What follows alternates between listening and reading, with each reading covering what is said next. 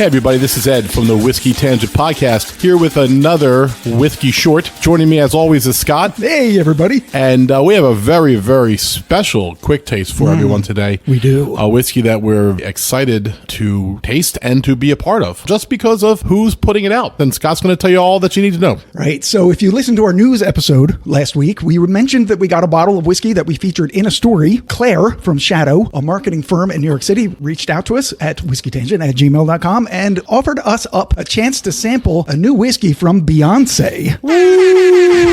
Yay! And because you never say no to Beyoncé, this is Beyoncé's SirDavis American Whiskey QuickTaste.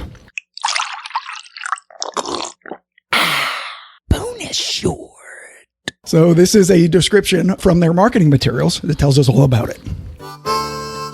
SirDavis, the groundbreaking new American whiskey founded by Beyoncé Knowles Carter in partnership with Moet Hennessy, is designed to stand out from other premium spirits on the store shelves and home bar carts alike. And its bottle is striking and clean, an unmistakable beacon of luxury. Intentional design elements tell the story of SirDavis, which honors Beyoncé's great-grandfather Davis Hogue, who was a farmer and a moonshiner who hid whiskey bottles in the empty knots of cedar trees for his loved ones to discover. Aw. I know. My grandfather only gave me candy out of his pocket. It's all melted and gross. That's right. Had lint on it. Here's an all-day sucker, which was a lie because it only lasted about 5 minutes. The vessel's finely ribbed glass evokes the Art Deco style of Hogue's era, while its tall, sleek design and minimal branding sets a new standard for modern spirits packaging, which is basically just a gold horse on a black medallion, plus a thin strip around the neck that simply reads SirDavis. Crafted with Moet Hennessy's own 5-time International Whiskey Competition Master Distiller of the Year, Dr. Bill Lumsden, SirDavis is finished, blended, and bottled in Beyoncé's home state of Texas. Its distinctive grain selection of just rye and malted barley and its unusual secondary maturation in PX sherry casks impart an elegant mouthfeel and texture reminiscent of Japanese and Scotch whiskeys, while retaining the robust and deep flavors typical of classic American ryes. Offering an entirely new interpretation of the American spirit, SirDavis is equally enjoyable neat, the recommended serving method, or as the foundation for expertly crafted cocktails. And if you're good, Ed, we'll make some later. All right, so listen, we just did a tremendous Texas episode. Yeah. We explored the Garrison Brothers. Episode 77. Which was a great experience, good whiskeys. And Yes. so, and we hadn't always enjoyed Texas whiskeys. Right. But that makes this all more exciting because I didn't realize that her whiskey would have been from Texas. So I'm surprised about that. Well, it's sort of from Texas. So they did the maturation and the secondary barreling in Texas. But the biggest thing about being in Texas that we talked about is the aging process. The Texas heat has a much greater impact on whiskeys than something farther up like Tennessee or even the Canadian whiskeys that are in a completely different climate. Yeah, so definitely. The point is that 6 months in Texas is not the same as 6 months in Ohio or 6 months in Canada. Yeah. So the mash bill of this is 51% rye, 49% malted barley. So it's technically a finished rye, but they're calling it an American whiskey. The proof is only 88. There's no age statement, and it is from MGP. Have we ever had this mash bill before? We have. And I was going to ask you if you remember. I mean, there's one that's hitting me. Oh. It wasn't finished, but it was this mash bill. And it was higher proof, though. Was it a Journeyman? No. They make their own. Source. Oh, man, it's ringing a bell. Like, you want me to give you a hint? Yeah. Vegas. Oh, okay. Oh, Smoke Wagon. That's it. Yeah, that's it. Wow. Okay. The Smoke Wagon malted rye. We tasted it 2 years ago on a short. Yes. It was 119.36 proof, so much higher than this. And it wasn't finished. Through all that, what it means is it's not a very common mash bill. Normally, if you're 51% rye, you're going to throw about 27, 28% corn in that, and then whatever left would go to malted barley. So this is a very unique choice by Beyoncé and her team to come up with this mash bill. Fact that she's doing a rye is also an interesting step. It is. Because it's a lot easier to just fall into the world of coming out with a bourbon. No corn at all. And you said this is from MGP. Yeah. Well, MGP, as you know, does great stuff. Yeah, we are big fans. Yeah, they make tremendous product. In fact, Smoke Wagon, I think they get it from MGP too. They do. So I'm so excited to try this because it's so interesting and that we've tasted this mash bill before, but never finished in Texas. And I also want to compliment them on something else. By advising us to drink it neat, they are taking into account the 88 proof. They're like, you don't want to throw a lot of ice on this. It's going to water it down and ruin the flavor profile, right? We want you to taste it as we made it, which isn't always the case. I was drinking 130 proof whiskey yesterday, and trust me, it benefited from having some water in there. You know what I mean? So what's the next step? Yeah, I have their tasting notes that we can go over later after we give ours, but yeah. Can I look at the bottle now? Absolutely. Scott wanted to keep me in the dark of all the particulars. Yeah. So for those who follow the podcast, this is very similar to a bottle we had recently, the Coalition. Yeah. The Coalition bottle was Art Deco, and I wonder if they're made a similar company or something, because Ridge bottle, not as sleek as the Beyoncé bottle. They both have glass-covered corks, and both have Art Deco design. So I'm wondering if this is signifying a new trend in the industry. Maybe. As far as bottles. Well, I will say this, and maybe Scott will agree, the SirDavis looks like it could be more of a cognac or a brandy bottle than a whiskey bottle. It really does. And I do like the minimal, Yes. There's no wording, because let's face it, they could have slapped Beyonce's name on the front of it if they were trying to make it fly off shelves, because it probably would. They could have called this Single Lady Rye, or they could have called this Miss Carter Rye, or something like that. So there's so much they could have done to include her. And which means like she's being serious about this. Right. Not a marketing gimmick. She's actually trying to make this a legitimate whiskey product. Right. And a tribute to her, was it her grandfather or great-grandfather? Great-grandfather. Because on the bottle it says 4 generations after Davis Hogue made whiskey on his land. There you go. His legacy is honored here by the complexity of rye married with the elegance of malted barley. I like how they said malted barley's elegant. I kind of like that. I've never heard it called that before. All right, so we're going to smell it? Yeah. We're enjoying these in our neat tasting glass, which Scott and I prefer. Oh, I get honey right away. Yes. Oh, there's a maple. Mint. Okay, you said mint and I said maple. The mint's buried in there. I did get it when I breathed out after smelling it. Okay, at the end there's mint. Yeah. Let me find the maple now. Oh man, the neat glass is so good at getting flavor. The maple was right under the honey. Yeah, I think I just smelled all the sweetness together, and that's why I didn't. Didn't notice it. It is very sweet initially on the nose.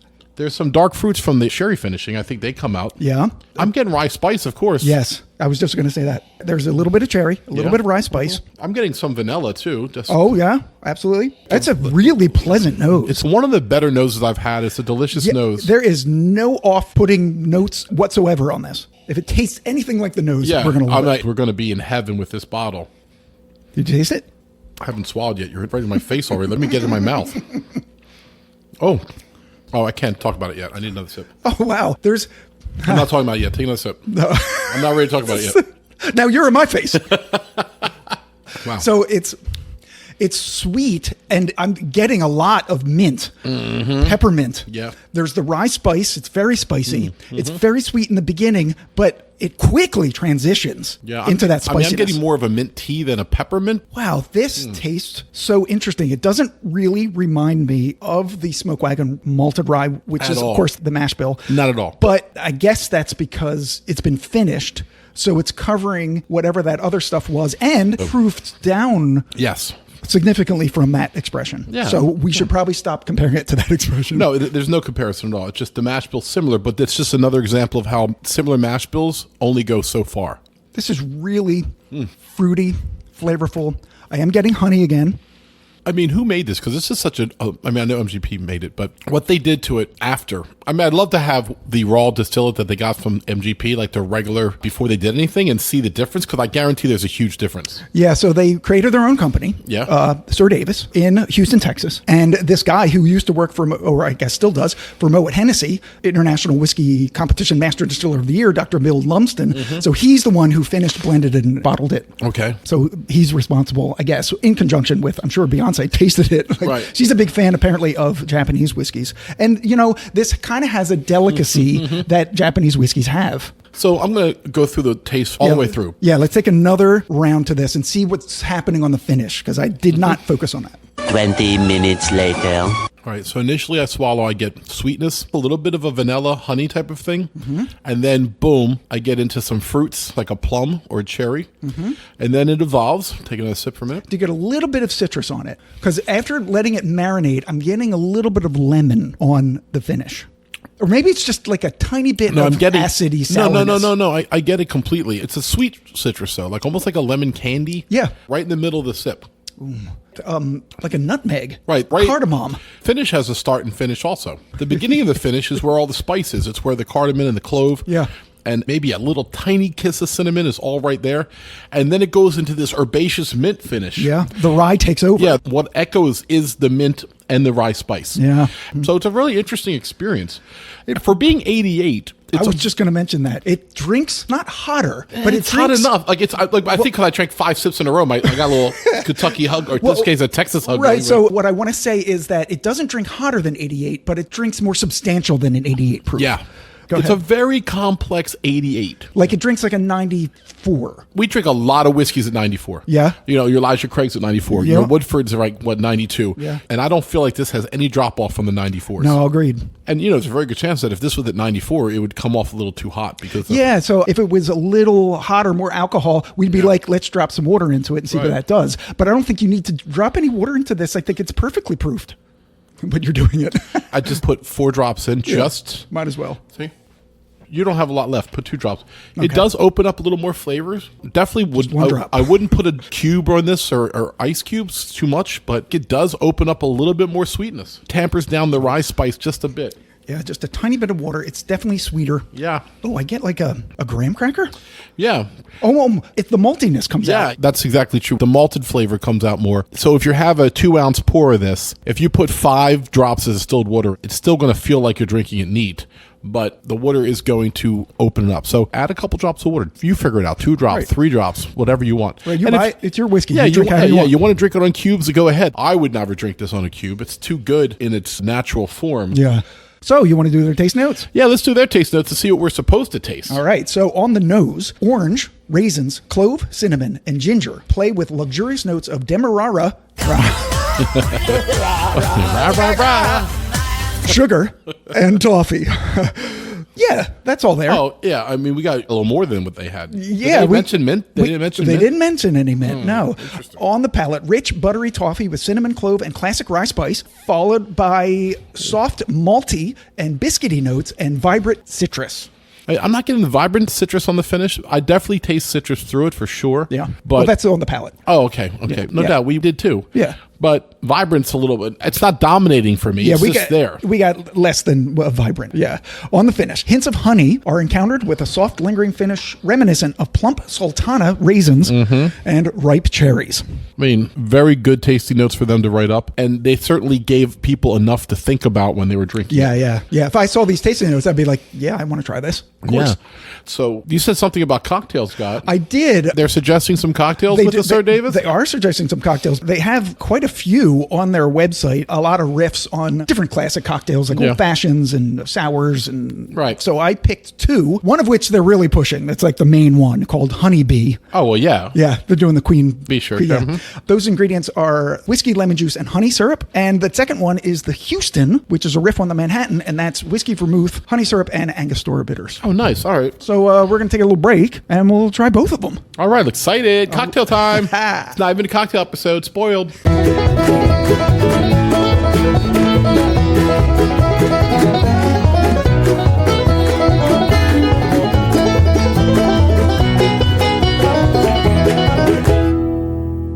All right, so we're back from making the cocktails, and when I say we are making the cocktails, Scott made the cocktails, and I watched them while we listened to Beyonce's music. You were very attentive. Right, to be in the mood to enjoy the cocktail. I figure it's got to be like a little party situation, and what's better for a party than any music that Beyonce puts out? That's right. I got to say that I've always liked her music. It's not my number one go-to style of music, but I think it was Showgirls when I really realized how overall talented she was.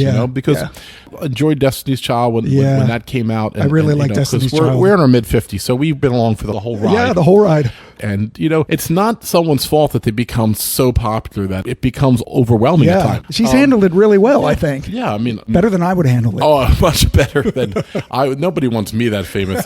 But if Beyonce wants to share this on the Instagram with her... how many followers does she have, Scott? That's 317 million or something like that. I think that's like 312 million more than us, right? Something like that? Yeah, something like that. Yeah, if she wants to just share our podcast on her SirDavis whiskey, we wouldn't say no. No. We wouldn't say no. You can't say We'd no be to honored. Beyonce. I feel bad because we meant to give her a call to give her a chance to come on. We Right, should have called her and be like, Beyonce, you come tell us about the SirDavis. That would have been such a nice episode. Oh my God, what a coup that would have been. We were so thoughtless to not invite her. Sorry, Beyonce. Yeah, we should have talked to Claire at the marketing office and been like, hey. Should have asked Claire. Claire would be like, no. No, like, is Beyonce just laying around the house one day and nothing to do? Can you imagine Beyonce with nothing to do? No, I can't imagine that. When that happens, wait, what do you mean I'm free for 4 hours, right? Must be all inspired. Let's make a new whiskey. Exactly. That's probably why this happened. Right, the last time she had a day off, she invented this whiskey. All right, so we have the 2 cocktails. Yeah, so the Honeybee, it's 2 ounces of SirDavis American whiskey, 3/4 of an ounce of lemon juice, and 1/2 an ounce of honey syrup.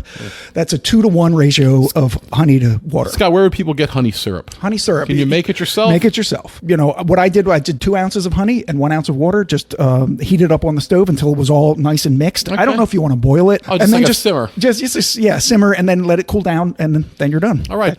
I combine them all in a shaker with ice, shook it up, double strained into a glass, and garnished with a lemon peel. And we're going to give it a try. It smells like honey and lemon. Yeah, my gosh. It sounds like if I had a cold, this would be amazing. Yeah. Oh, that's nice. I mean, because we tasted both honey, or at least I did, honey and lemon on the whiskey. So this is just amping that up. Yes, I agree. It just enhances the tasting notes, but at a whole other level. Oh, you know what it tastes like? A bit?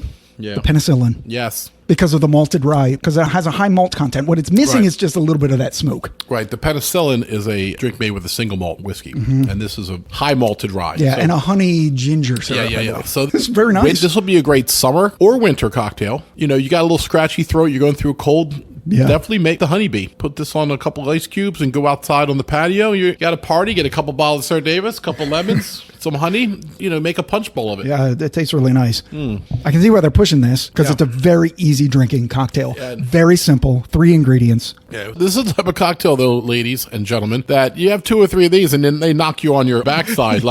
These come out of nowhere. Sessionable.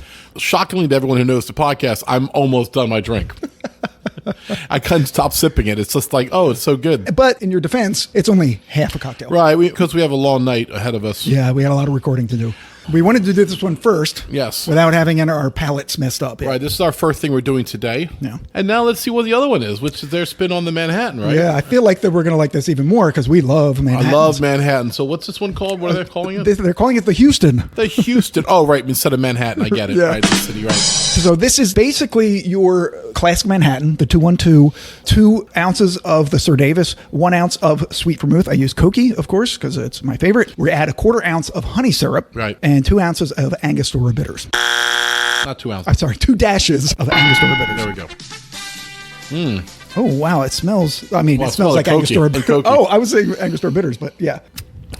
Oh, so that's interesting. It's almost like an old-fashioned Manhattan hybrid with the honey syrup making it sweet. Yeah, because when I was making it, I said a 1/4 ounce of honey syrup, that seems like really low. And then you said that, well, if you put more of it, it could dominate the drink. Right. And I think a 1/4 ounce is the way to go with this. Yeah, that's perfect. I think it would have, because the honey syrup is very sweet.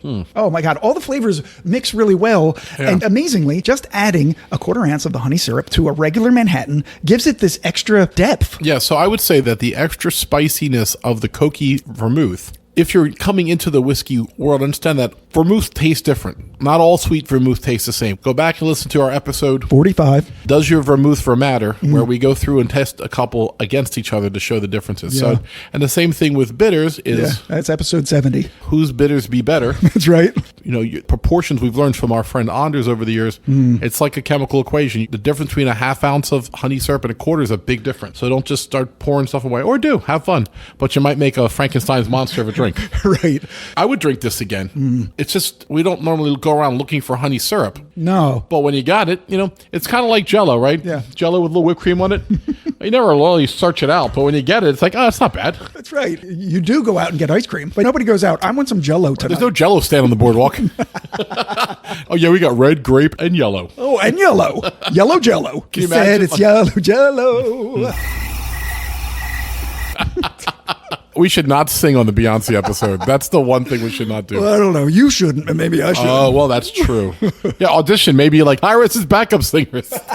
Let's just totally ruin this entire quick Yeah, taste. do you need an old white guy for your backup singer? She's like, no, thank you. Oh my God, it would be great if she actually did say no to us directly. That'd be great. Like, Right, even if she said no to us just directly. text us and say we're not sharing your podcast on my Instagram, and that alone would get us like Oh my God. more followers. All right, so Yeah, let's wrap it up. the drinks were great. Yep. Agreed. Which is another thing I want to give credit to. Normally, 88 isn't a strong enough proof to make a good cocktail because once you dilute it with vermouth or some lemon juice, it tends to not hit. But I'm still getting a little bit of a whiskey warmth, if you will. It's not overpowering, but the point is I'm still noticing that I'm drinking whiskey. Yeah, and definitely the addition of, especially in the honeybee, the honey and the lemon to accentuate those honey and citrus notes that are actually on the whiskey itself. It just makes a better cocktail, even though there wasn't any lemon juice in the Houston. Yeah. But there are other cocktails. So if you go to their website, SirDavis.com, they have like about a dozen cocktails. Oh, really? That's really good job. Yeah.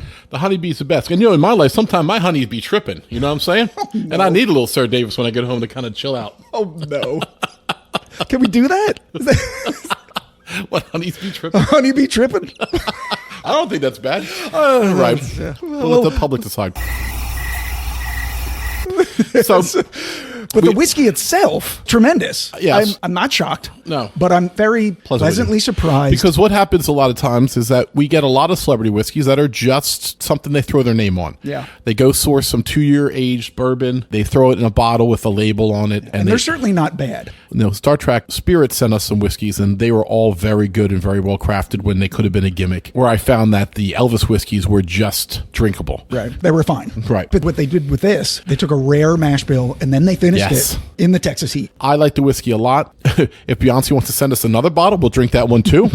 And we will drink this one. And I will tell you right now, guaranteed our guests who come on in the subsequent weeks and months, they're all going to want to try this whiskey. Yeah. So we want to thank Claire from Beyonce's marketing team with sending us the bottle. We want to thank Beyonce for her interest in the podcast and also being involved with sending this to us. And once again, if she'd like to come on and talk about her whiskey, we'd be happy to have her on, of course, because she seems us to be the sweetest person in the world. Yeah. All right. So if you have a chance to pick up the SirDavis, it's not a gimmick. It's a darn good whiskey. Agreed. And make the honeybee. It's going to make your throat feel nice and tingly. And so for Whiskey Tangent Podcast, I'm Ed. I'm Scott. Cheers. Later.